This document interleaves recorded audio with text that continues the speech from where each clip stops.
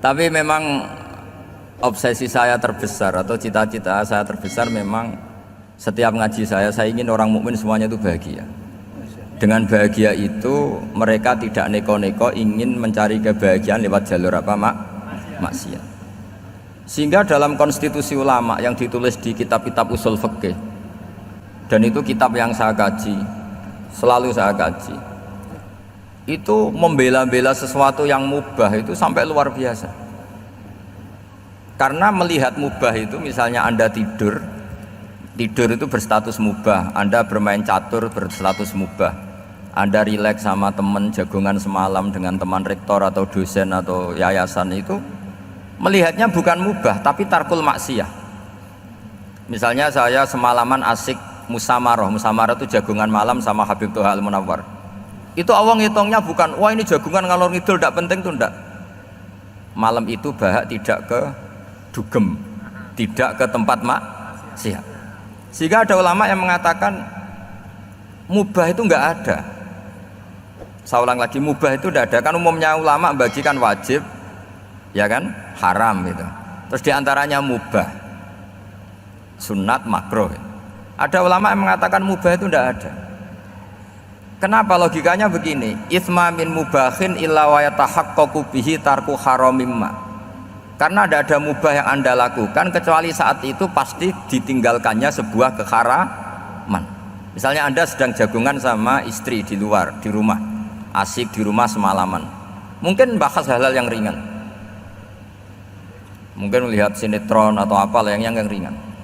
Tapi di situ terjadi Anda meninggalkan ke tempat-tempat maksiat. Sekarang ninggal maksiat itu wajib apa mubah? Wajib. Padahal Anda sedang melakukan mubah. Nah, itu dicatat oleh Allah itu tarkul haram, meninggalkan keharaman. Jika masyhur dalam cerita wali-wali itu, Abu Yazid yang seperti itu ibadahnya pernah tanya, ya Allah, lalu yang makomnya orang seperti saya siapa? Karena beliau semalaman ibadah terus. Sama Allah dijawab, ya yang tidur di pinggir kamu itu. Abu Yazid, loh kok bisa ya Allah? Dia kan tidur terus. Ya kan dia tidur berarti meninggalkan keharaman. Ngomong sing potongan tukang maksiat itu apik turu apik melek kira-kira gitu. Apik turu. Timbang sama nak melek pola wis turu ae kira-kira gitu. Jadi enggak usah dipaksa tahajud, dipaksa qiyamul lail itu. Iya kalau qiyamul lail. Kalau dapat informasi, oh ke sini ikut saya terus katut kan repot. Jadi perlawanan terhadap maksiat itu sebetulnya gampang dalam Islam karena tadi nggak ada sesuatu yang mubah kecuali saat dilakukan berakibat meninggalkan keharaman. Mudah sekali. Jika banyak orang jadi wali itu karena melakukan mubah. Itu ada orang jadi wali itu karena sering makan. Ya makan biasa itu. Karena ketika makan, ya Allah, betapa doifnya saya. Katanya saya presiden, katanya saya rektor, saya kiai. Ternyata kalau nggak makan tuh lemes. Apa hebatnya makhluk yang bergantung makhluk yang lain, yaitu makanan. Nah karena seperti itu terus dia al-laja ilallah, terus dia sungkeman ning Allah. Betapa lemahnya saya. Sebab itu ketika Quran mengkritik dengan tanda kutip kemungkinan Tuhannya Isa bin Maryam, itu ngeritiknya sederhana. Quran itu mal masih ibnu Maryam illa rasul qad khalas min qablihir rusul wa ummuhu siddiqah kana yaqulanit ta'am. Isa itu tidak Tuhan, wong dia makan gitu. Kamu kebayang nggak misalnya punya Tuhan, wah tadi Tuhan mampir ke rumah saya, dia lemes, setelah tak kasih makan sehat lagi gitu, itu kan nggak kebayang gitu. Tapi Tuhan marung di rumah saya, lemes tak gratisin, kayaknya tidak punya uang gitu. Setelah makan wah gairah lagi. Kebayang nggak punya Tuhan seperti itu. Sehingga Quran kalau gojlok sederhana, karena yakulanit ta'am. Sehingga wali-wali itu kalau makan itu sadar lemahnya dirinya, betapa dirinya tergantung makanan. Sesuatu yang tergantung itu artinya tidak hebat, tidak Tuhan. Jadi untuk menjadi wali, untuk menjadi dapat ridhonya Allah itu sebenarnya sederhana. Termasuk ada cara jadi wali yang agak kacau, tapi ini ya benar, asal niatnya benar. Misalnya Unisula besar, ya kurang besar lagi. Kita sudah punya uang, kurang banyak uang lagi. Itu Nabi Ayub, itu kan seorang nabi. Pernah diuji Allah, ini ada di Sahih Bukhari. Nanti kamu tanya, hadisnya sahih enggak ini ada di Sahih Bukhari. Kadang orang kota itu aneh, enggak ahli hadis tapi tanya sahih enggak ini. Padahal andekan dibodoni sahih ya ngandel saja gitu. Jadi kadang ya aneh, enggak tahu kok tanya itu. Itu Nabi Ayub itu sudah kaya, pas itu sudah kaya, bukan cerita yang masih miskin, memang sudah kaya. Beliau di kamar dihinggapin satu belalang dari emas. Setelah belalang itu dikejar, ternyata yang jenis itu banyak, semuanya dari emas. Ngambil sana sini, ini yang kesak ini dipenuhin, saku ini dipenuhin, sampai banyak. Terus sama Allah digojlok, kamu itu nabi saya, kenapa kamu mengumpulkan harta sebanyak itu? Kamu itu nabi saya kok rakus? Jawabannya Nabi Ayub unik. Ya Allah, siapa yang bisa kenyang dari rahmatmu? Ya, jadi kalau kamu punya uang 1 miliar, kok ingin 1 miliar 100, ingin 1 miliar 200, itu cara ngitung bukan uang. Ya Allah, siapa yang bisa kenyang dari rahmatmu? Karena rahmat Allah tidak terbatas. Sudah Gusti, tenang saja, meskipun saya gini, rahmat Anda tidak akan habis. Sehingga waroi ada ilmunya, tomak juga ada ilmunya, termasuk ragus itu juga ada ilmunya.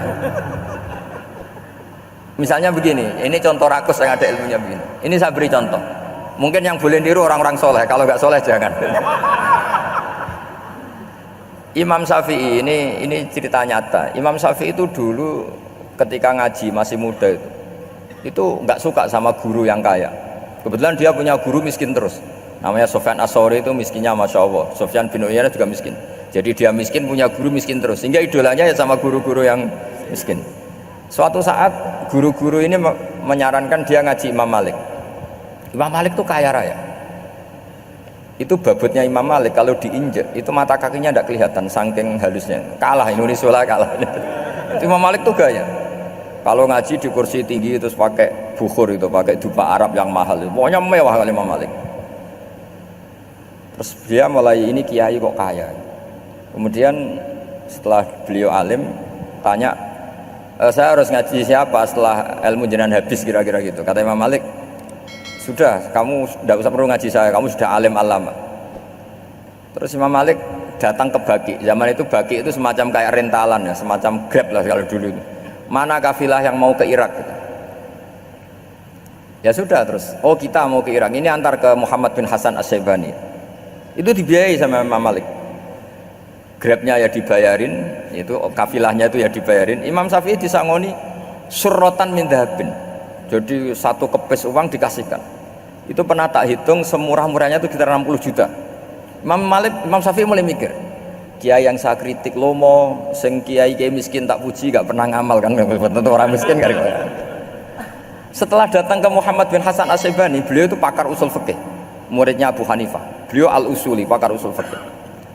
Itu Muhammad bin Hasan As-Syaibani itu kalau ngitung emas itu di ruang tamu, uangnya miliaran, emasnya banyak, dari kota ini dipindah ke kota ini, emas kalau ngitung di ruang tamu, bukan di kamar, di ruang tamu. Imam Syafi'i tambah kaget. Imam Malik kayak gitu sudah saya soal, malah ini kaya raya. Setelah Imam Syafi'i kelihatan kaget, digojlok sama Muhammad bin Hasan As-Syaibani karena beliau senior. Atajabu min hadza, kamu aneh melihat ini? Iya. Kenapa? Ulama kok kaya raya. Terus kata Muhammad bin Hasan, ya sudah, uang ini tak kasihkan orang-orang fasik, ganti gue demenan, gue nyabu, gue macam-macam. Oh jangan, nanti dipakai maksiat. Oh jenengan mawon sing suka. Semenjak itu Imam Syafi'i rubah mindset. Jadi kalau kampus ini ingin akreditasi A, ingin mulia, ingin apa, kamu ridho kalau yang punya prestasi seperti itu adalah orang-orang fasik? Ridho enggak? Enggak kan? Maka didoakan ini. Nah itu namanya berpikir secara usuli. Kamu jangan hanya nuruti karena berpikir waroi terus kamu benci kekayaan, benci pangkat, benci apa, tidak bisa seperti itu. Karena pangkat dan kekayaan ketika dikelola secara kesolehan maka akan menjadi energi positif yang luar biasa. Semenjak itu Muhammad bin Hasan As-Syaibani berhasil mendidik Imam Syafi'i. Sampai akhirnya keterusan Imam Syafi'i berpendapat kalau orang Islam bisa bikin rumah tingkat kok punya rumah reok itu haram kata. Akhirnya keterusan. Kalau bisa jadi bupati kok jadi ketua RT juga haram. Karena al-Islam ya'lu wala yu'la alaih. Islam itu luhur bukan bisa diluhurin. Sehingga rata-rata orang Syafi'iyah termasuk kiai-kiai Indonesia itu rata-rata ya agak-agak politikus. Ya agak-agak kedonyan, mungkin sebagian ya kedonyan tenan gitu. Karena nggak ridho gitu loh kalau kesempatan itu dikuasai orang fasik kemudian menjadi kekuatan maksi. Coba kalau bupati itu orang yang fasik, kemudian programnya supaya rakyat seneng semalaman dangdutan yang purno misalnya, supaya rakyat seneng dibolehkan dugem, dibolehkan judi. Tapi kalau yang jabat orang soleh kan ada beberapa perda yang menolak penyakit apa? Masyarakat. Jadi kamu jangan melihat bahwa kepangkatan ini hanya sebagai alat korupsi, alat otoriter, enggak. Asal kena orang soleh, maka ini menjadi energi kesolehan atau energi positif. Sebab itu ketika Allah muji para nabi yang soleh, diantaranya disifati apa? Faqad ataina ala Ibrahim al-kitab wal hikmata, terus ayat wa atainahum mulkan azim. Dan Nabi Ibrahim dan keluarganya tak kasih kerajaan yang besar. Nah sekarang masih banyak orang yang cara pandang ngapain bikin Unisula yang megah, ngapain berambisi punya akreditasi A dan sebagainya. Menyoal seperti itu salah secara usul fikih. Karena secara usul fikih kesempatan yang baik tentu harus diperjuangkan oleh orang-orang yang soleh. Karena ini supaya jadi otoritas yang positif. Itu dulu ada latihannya. Jadi orang dulu itu gampang sekali ketika milih miskin ditanya, kenapa miskin? Saya ingin hisab saya ringan. Tapi ketika mereka kaya yang soleh, supaya harta ini tidak dipakai orang yang nanti dipakai maksiat. Kita misalnya orang soleh kok mau pangkat, karena kita ada ridho kepangkatan itu dipegang orang maksiat, kemudian menjadi energi maksiat. Begitu juga seterusnya. Maka ulama dulu itu rileks. Sampai Syekh Nawawi Al-Bantani itu nanti bisa dicek di tafsir Qul hal yastawil ladzina ya'lamuna wal ladzina la ya'lamun. Beliau muji-muji ulama. Kemudian ada seorang yang agak hasud mungkin. Tanya begini. Hebatnya ulama itu begini-begini. Terus ditanya, tapi kenapa kita sering melihat ulama ngantri proposal di rumahnya bupati katanya. Sementara bupati nggak pernah datang ke ulama ngaji ihya. Jawabannya Imam Syekh Nawawi itu unik. Ya karena ulama itu tahu gunanya uang, sehingga nyari uang untuk pondok, untuk masjid. Sementara bupatinya tidak tahu gunanya ilmu, maka tidak pernah ngaji gitu. Jadi ya ringan saja nih. Jadi ya sudah seperti itu. Jadi kalau ada ulama kedonyan, anggap saja karena tahu gunanya uang. Jadi kenapa ulama ngantri di kabupaten, bukan bupati ngantri di ulama? Jawabannya karena ulama tahu gunanya uang, sementara bupatinya nggak tahu gunanya ilmu. Ya kira-kira gitulah. Ada ustadz tidak ganteng, kesensem rondo cantik, karena tahu gunanya ustadz itu. Artinya tahu gunanya kalau saya nikah nanti punya anak jadi gus, karena kan dia kiai gitu. Tapi rondone raro gunanya dia karena miskin gitu. Jadi ulama dulu itu rileks, menafsirkan apa saja itu rileks, termasuk saat terpojok itu rileks. Karena semuanya dianalisis pakai ilmu. Sehingga ciri utama wali itu apa? Ala inna awliya Allahi la khaufun alaihim walahum yahzanun. Enggak ada rasa takut, enggak ada rasa gampang. Karena melihat sesuatu itu gampang saja. Seorang lagi melihat sesuatu itu gampang saja, ringan. Saya beri contoh ya betapa pentingnya mindset ya, cara berpikir. Orang itu menjadi kikir itu karena nganggap hidup itu lama dan uang itu penting. Kalau zaman Nabi itu sederhana kalau melihat hidup. Pernah suatu saat Nabi itu punya jatah makan, karena Nabi itu hidupnya juga pas-pasan. Jadi Nabi itu unik. Beliau di satu sisi kaya raya, bisa ngurmat Abu Hurairah, Ammar, Suhaib. Ashabu Suffa itu dirawat Nabi semua. Itu kan kaya, bisa ngerawat sekian orang. Tapi di sisi yang lain untuk pribadinya beliau miskin. Kadang nggak bisa makan hari itu. Tapi di saat yang sama bisa merawat ahlus Suffah. Jadi keliru kalau orang hanya cerita Nabi itu miskin, untuk makan dirinya aja susah. Itu keliru. Kelirunya kalau tidak diteruskan, tapi Nabi mampu menghidupi ahli Suffah. Singkat cerita, jatah makannya Nabi itu dikasihkan orang. Ketika Nabi tanya, ya Aisyah, makanan jatah saya di mana? Oh ya Rasulullah, tadi ada orang minta tak kasihkan, maka makanan itu habis. Apa kata Nabi? Kamu salah Aisyah. Yang kamu kasihkan itu justru yang masih. Ya, yang kamu kasihkan itu justru yang masih. Sehingga Nabi menganggap, makanya Nabi terus ngendikan. Ya kalau mukhatabnya lelaki ya kira-kira begini. Wa hal laka min malika illa ma akalta fa afnaita wa labista fa ablaita. Terus tanya wa tasaddaqta fa abqaita, kata Nabi. Harta kamu ya kamu makan kemudian ke WC jadi kotoran, atau punya pakaian mewah nanti rusak. Wa tasaddaqta fa abqaita. Ada yang kamu sedekahkan yaitu yang abadi sampai akhir. Sehingga banyak pengusaha yang mencintai saya setelah tak ajari hadis itu, misalnya punya uang 1 miliar karena dia spekulan atau pedagang rawan bangkrut, disedekahkan ke masjid 50 juta, yaitu yang abadi. Jadi kalau suatu saat bangkrut, dia masih punya uang 50 juta di akhirat. Jadi Nabi itu mengajari sedekah itu apa? Ya sedekah itu pengabadian uang. Kalau kita kan enggak, bilang sedekah itu nguras uang. Itu pikirannya setan, dan pikirannya orang Islam. Itu cara berpikir setan, bukan cara berpikir umat apa? Sehingga Sayyid Ali Zainal Abidin itu kalau ada orang minta, kemudian beliau ngasih, itu beliau bilang gini, marhaban biman hamala zadi ilal akhirah.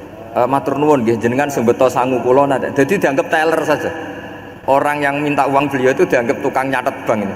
Karena sudah ditabungkan, ya sudah. Kalau kita kan enggak, wah pengemis itu ganggu gini-gini.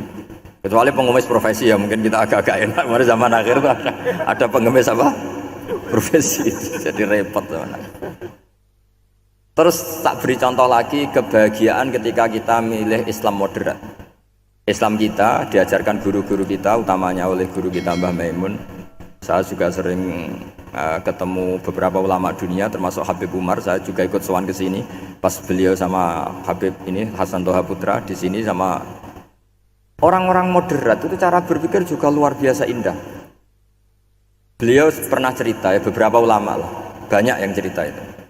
Saya pernah diceritani seorang alim ketika ada orang ekstremis itu mau ngebom di tempat maksiat. Kebetulan yang maksiat itu kebanyakan ya orang Islam. Karena di negara yang mayoritas Islam. Ditanya sama Syekh Sa'rawi. Syekh Sa'rawi itu mufassir top di mana? Mesir. Ini mau tak habisin karena mereka orang Islam kok maksiat terus. Terus ditanya sama Imam Sa'rawi, laumatu ala khini ma'asihim aina masiruhum. Kalau mereka mati dalam keadaan maksiat, mereka kemana? Ya ilanar, mereka pasti masuk neraka. Terus ditanya sama Imam Sa'rawi, wahal masiruhum ilanar muradun nabi amlah. Punya umat maksiat kemudian mati masuk neraka, itu yang diinginkan Nabi apa enggak? Ya tidak aja. Ya sudah, enggak usah dibom, ditunggu tobatnya kata. Karena kalau mati dalam keadaan itu ke neraka, dan itu tidak yang diinginkan Rasulullah Sallallahu Alaihi Wasallam. Terus ekstremis ini menjadi tobat, tidak berpikir ekstremis pas. Jadi orang itu harus berpikir mindset yang baik. Meskipun kadang berpikir baik itu ya agak-agak kacau. Ada seorang wali majdub itu kalau berdoa agak kacau, tapi nggak bisa dibantah. Masyhur itu doa itu. Ini sekaligus ijazah, tapi kalau sebelum wali nggak boleh. Itu datang ke makamnya Rasulullah SAW. Terus doanya itu begini, ya Allah sekarang terserah engkau. Ya Allah sekarang terserah engkau. Jika saya kamu jadikan orang soleh, jika saya engkau jadikan orang soleh, maka surra habibuk, maka kekasihmu ini senang. Yang susah musuhmu yaitu setan. Tapi kalau engkau menjadikan saya orang fasik, maka yang susah kekasihmu, yang senang musuhmu. Jenengan punya dua pilihan itu. Oh itu kan doa tapi kayak teror itu. Ya jadi berdoa di Raudhah. Wah itu pasti mandi itu karena agak-agak maksa Tuhan itu. Ya Allah, engkau punya dua pilihan. Jika saya jadi orang soleh, maka kekasihmu ini senang, musuhmu yang susah yaitu setan. Tapi jika saya jadi orang fasik, maka musuhmu yang senang, kekasihmu yang susah. Mohon terserah jenengan, mau menyenangkan kekasihmu apa menyenangkan musuhmu gitu. Kira-kira gimana? Kalau tertarik boleh doa itu dipraktekkan. Tapi kayaknya kalau copy paste itu nggak keren apa? Jadi dulu orang itu muamalah sama Allah dan Rasul itu rileks. Rileks itu nyaman karena ya tadi kul bi fadlillah wa bi rahmati fa bidzalika falyafrahu. Sehingga Imam Izzuddin bin Abdissalam itu ngendikan innalladzina yarmunal muhsanatil ghafilat. Di antara kebaikannya ibu-ibu atau mbak-mbak ini harus berstatus ghafilat. Perempuan-perempuan pelupa. Ghafilat itu pelupa. Pelupa dari kenikmatan maksiat sehingga mereka dengan taat. Misalnya ada ibu-ibu atau mbak-mbak atau juga bapak-bapak tahajud, kemudian nyaman dengan tahajud itu. Kira-kira terbersit enggak ingin maksiat? Enggak kan, karena sudah nyaman dengan tahajud, dengan taat. Maka dibutuhkan kenyamanan dalam beribadah. Sebab itu ala bizikrillahi tatmainnul qulub. Makanya saya termasuk kiai yang setiap ngaji itu happy, seneng. Karena ini untuk kampanye, seneng dengan ngaji, dengan taat itu sudah luar biasa. Kayak apa kalau mereka senengnya kalau nunggu melakukan maksiat. Jadi termasuk bentuk perlawanan kita terhadap maksiat adalah usahakan kamu tuh bahagia, senang dengan taat, istiqnas billah, mu'anasah billah, farah billah, itmi'nan tumakninah billah, sehingga ini mencukupkan kita tidak berkebutuhan maksiat. Meskipun kita ya manusia, pasti suatu saat atau sudah pernah maksiat. Serah usah diceritakan lah, itu mesti gitu. Lah orang-orang dulu itu orang yang sukses mengelola bahagia ma Allah wa billah walillah. Sehingga wali-wali dulu itu jadi wali itu tidak mesti karena ibadahnya banyak, itu enggak. Mereka orang yang ibadahnya itu biasa sekali. Ulama-ulama dulu ibadahnya biasa sekali. Tapi qulubuhum ma Allah, hatinya itu ma Allah. Itu ada seorang wali itu jadi wali, Umar bin Abdul Aziz yang dikenal khamisul khulafa. Khulafa. Di luar khulafa Rasyidin 4, di antara yang soleh adalah siapa? Umar bin Abdul Aziz. Itu ketika mau meninggal, itu senangnya bukan main. Itu semuanya nangis, beliau senang. Terus tanya, kenapa kamu senang? Memangnya saya kalau mati itu kemana aja? Ila khairi madhubin ilah, ke zat terbaik. Timbang urip mbek kowe bolet atau mbek arhamur rahimin gitu. Yaitu Allah Subhanahu wa taala. Jalaluddin Ar-Rumi ketika mau meninggal itu muridnya nangis semua, beliau marah. Kamu harusnya pesta karena saya mau ketemu kekasih saya, malah kamu tangisi, goblok sekali kamu, katanya. Jadi orang-orang dulu itu luar biasa. Karena tadi mereka tidak ingin ketemu Allah itu dianggap problem, harus sesuatu yang membahagiakan. Makanya wali-wali itu kalau berdoa begini, wa khairu ayyami yauman alqa kafih, dan jadikan hari terbaikku adalah hari ketika saya ketemu engkau ya Allah. Pernah dengar doa itu? Wa khairu ayyami yauman alqa kafih, dan hari terbaikku adalah hari saat ketemu engkau. Ya kan enggak, sampai mati ku wedi. Saya tidak tahu wedi dosa apa wedi Israel apa wedi malaikat siapa? Malik. Mungkar nakir. Sebenarnya tidak perlu seperti itu. Karena cara pandang Nabi itu ini bisa dipraktekkan. Kalau kamu orang baik, mati artinya apa? Ya baik. Karena husnul khotimah. Kalau kamu orang yang buruk, itu kata Nabi, anggap saja mati itu akhir dari keburukan kamu. Nah, kowe urip terus malah maksiat terus.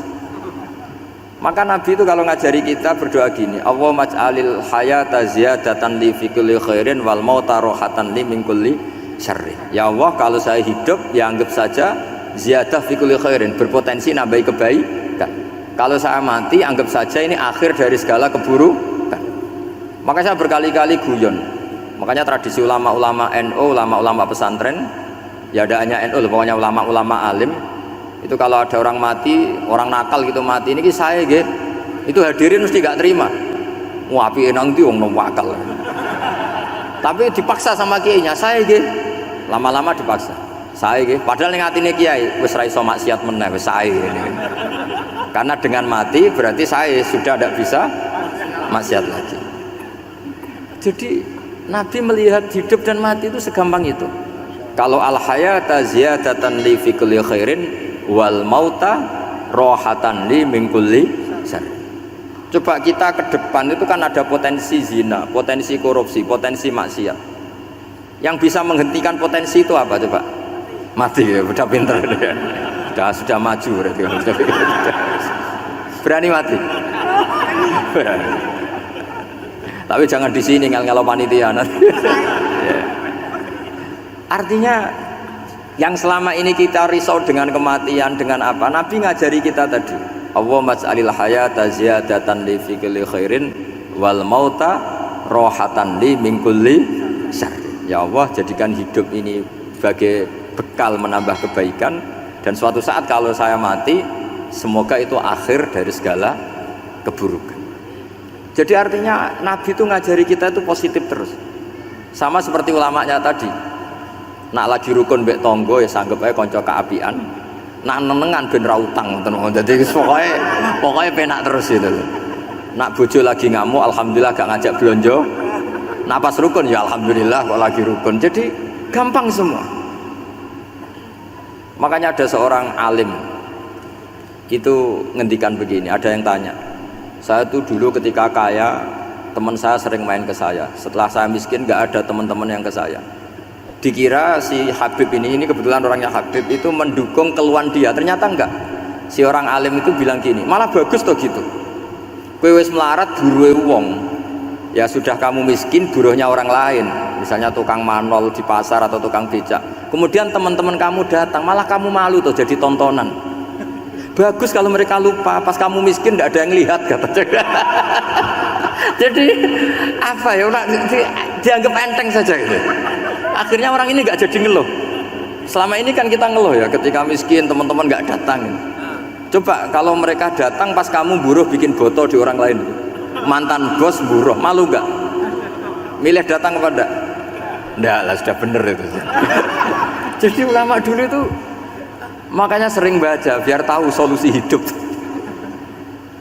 Jadi ulama dulu itu gampang sekali melihat kehidupan itu, gampang sekali, indah, gampang. Sekarang tuh enggak. Orang itu cara berpikir nuruti nafsu, itu yang bahaya. Makanya Quran kritik ara'aita man ittakhadha ilahahu hawa. Orang yang cara berpikir itu nuruti hawa nafsu. Kalau zaman Nabi, zaman sahabat, zaman ulama itu enggak seperti itu. Sehingga cara berpikir itu mudah. Makanya kata Nabi, absyiru ya ma'sarul muslimin, kata. Kamu harus senang ya ma'sarul muslimin. Allah sekarang buka pintu langit yang sebelumnya enggak pernah dibuka. Dan Allah yubahi bikum malaikatah, dan Allah membanggakan kamu kepada para malaikatnya. Kenapa? Umatnya Muhammad, umatnya Rasulullah Muhammad SAW itu kalau sampean kepengen mati setiap saat itu baik, itu resepnya gampang kata Nabi. Addu faridotan wantadzoru ukhra. Jadi Allah memberitahu, ya Muhammad, umatmu ini luar biasa. Jadi misalnya tadi kita sholat subuh, ditanya, Bahak kamu sekarang ngapain? Nunggu sholat duhur ya. Setelah sholat duhur ditanya lagi, nunggu apa? Asar. Sehingga faman kanat hijratuhu ila Allah wa rasulih fa hijratuhu ila Allah. Jadi kalau ya sudah ini tak ijazahkan, kalau setelah sholat subuh nunggu apa? Duhur. Setelah duhur nunggu. Sehingga ketika kita mati itu statusnya penunggu sholat. Tapi kamu kan enggak miskin, kenapa? Penunggu kaya. Ya itu enggak masuk surga itu. Penunggu kemapanan. Berarti kan menunggu sesuatu yang seleranya nafsu. Beda kalau penunggu sholat, berarti kamu di dunia menunggu ritual ibadah. Maka diantara ijazahnya Nabi apa? Addu faridotan wantadzoru ukhra, melakukan satu fardu, kemudian kita menunggu tugas berikutnya. Jadi niati saja setelah subuh nunggu apa? Duhur. Setelah duhur, meskipun kita di perapatan, apa? Nunggu asar. Tapi ya asar betul, jangan nunggu tok pas asar enggak. Jadi sebetulnya umat ini gampang sekali. Jadi di antara kebanggaan Allah, yubahi itu Allah bangga dengan malaikatnya adalah umat ini adalah addu faridotan wantadzoru ukhra, melakukan satu fardu kemudian menunggu fardu yang lain. Dari mengkhidmati kampus, ingin mengkhidmati masyarakat, dari satu masyarakat lokal Semarang menjadi sampai sekarang sampai Banjarmasin, Unisula mau bikin kampus di sana terus gitu. Dari satu tugas ke tugas yang lain. Makanya Islam diajarkan setelah satu tugas selesai, faida faruh tafan Jadi sehingga hidup kita itu dinamis, dari satu kebaikan menunggu kebaikan lain, dari satu kebaikan menunggu, sehingga hidup kita ngapain? Nunggu satu kebaikan. Ini sudah masuk faman kanat hijratuhu ilallahi wa rasulih fa hijratuhu ilallahi wa rasulih. Sehingga orang bayangkan kalau kita direkam Allah, Gusti kula ampun mati nak dereng sugih. Wis melarat puluhan tahun, sakit, nunggu sesuatu sing sifatnya nafsu, kepengin sugih. Sugih tok aja cukup. Tahu burono wong sing tahu ngenyekne lho, itu kan urung-urung wis dendam. Saya belum mau mati sebelum kaya dan buruhkan orang yang pernah melecehkan saya. Wis ngono akhirnya mati urung sugih. Berarti wis fakir matine hasud. Wah itu ngenes dunia akhirat kan kira-kira seperti. Kamu santai aja kalau fakir berarti meringankan hisab karena ada banyak harta. Yang mau dihisab papanya enggak punya apa-apa. Jadi saya mohon sekali ya, Islam itu mengawal kebahagiaan. Sebab itu sampai bahagia itu menjadi perintah Islam, qul bi fadlillah wa bi rahmati fa bidzalika falyafrahu. Karena dengan bahagia bi taat diharapkan orang Islam itu tidak bahagia atau cari kesenangan lewat jalur maksiat. Sehingga ciri utama wali apa? Ala inna auliya Allahi la khaufun alaihim wa lahum yahzanun. Sehingga ulama dulu itu rileks-rileksnya, termasuk yang saya ceritakan tadi, Imam Ahmad, Imam Syafi'i, itu melihat apa saja rileks. Ya tadi kalau disenangi orang ya barokah, punya kawan kebaikan, nak dineng ya barokah dineng di gedingi tonggo rada utang, ngeranjuk tulung itu. Jadi rileks saja. Masyhur itu Imam Syafi'i ngendikan, waman asaa ilaika faqad atlaqaka. Orang yang berbuat buruk sama kamu, hakikatnya adalah membebaskan kamu. Atlaqo itu apa? Membebaskan. Enak gak jadi hidup gitu? Kalau kamu kan enggak, kok gedeng aku salahku apa? Malah kamu ujub tuh, orang kok gak tahu salahnya. Kamu jadi suami, istrinya ngomel, kurang apa saya sebagai suami? Ya kurang banyak, enggak ganteng, enggak kaya, enggak ini. Malah kalau diterangkan malah parah toh. Ya sudah rileks saja, kalau dia ngomel ya tadi alhamdulillah dapat pahala tanpa apa? Biaya. Terus ngomel kan butuh energi, paling yang tidak kuat 3 jam. Nanti juga berhenti apa? Sendiri. Terus ambil nilai positifnya, misalnya ngomel sama suaminya, bagus lah. Kalau ngomel sama tetangga malah kayak apa gitu aja udah. Jadi ulama dulu itu gampang sekali melihat hidup. Rasulullah ya gitu, melihat hidup tuh gampang saja. Ketika tanya, ya Aisyah apa ada sarapan? Tidak ada ya Rasulullah, ya sudah saya tak puasa. Jadi enteng saja. Kadang-kadang beliau ingin puasa, ya puasa sunat, ada sarapan nggak jadi puasa. Rileks. Nabi itu rileks. Kalau ngajari kebaikan juga rileks. Nah sekarang itu banyak orang yang karena mungkin kurang baca, Islam tuh kayak menjadi aturan yang bengis, yang repot, yang mengekang.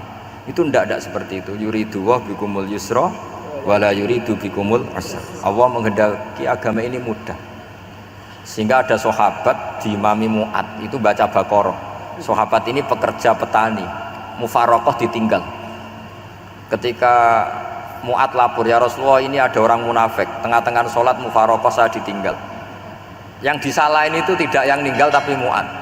Afattanun anta ya Mu'ad, kami itu tukang fitnah, masa ngimami petani pakai surat Baqarah. Jadi yang disalahkan ini imamnya. Kalau kamu jadi imam, sholatnya ya yang cepat. Makanya terus banyak orang kecepetan karena tadi. Jadi Nabi itu enteng sekali. Jadi apa ya, Nabi itu beda dengan yang kita bayangkan, beda. Nabi pernah ngaji di masjid, kemudian ada tetangga lewat pakai cangkul ke kebun. Semua sahabat gerutu, ini orang tidak benar, ada Nabi ngaji ditinggal saja ke kebun, tidak ikut ngaji. Jawabannya Nabi, tidak, itu bagus, itu ikut sunnah saya.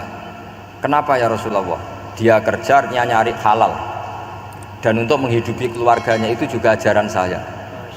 Sehingga yang ngaji ya ajarannya Nabi, yang nggak ngaji karena kerja mencukupi keluarga juga ajarannya Nabi. Segampang itu. Oh, kalau kayaknya kamu kan, wes gak roh akhlak kan gitu. Nabi rileks saja nggak gini. Sampai bisa lihat itu di Ihya, di bab Fadhailul Kasbi. Makanya ini penting sekali supaya orang itu berpikir Islam atau mendakwahkan Islam itu berdasar sanad ya yang muttasil yang pernah dilakukan Rasulullah Shallallahu Alaihi Wasallam.